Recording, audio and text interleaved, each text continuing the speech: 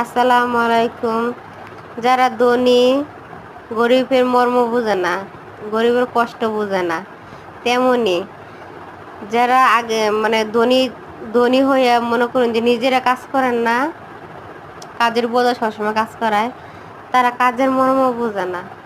কথা কথাটা এরকমই যে সবসময় কাজ করে, কাজের বোঝা কাজ করায়, কত কাজ কোনটা কোন সময় করতে হয়, কতটুকু সময় লাগে না লাগে, এগুলো ধনী মানুষ বুঝে না।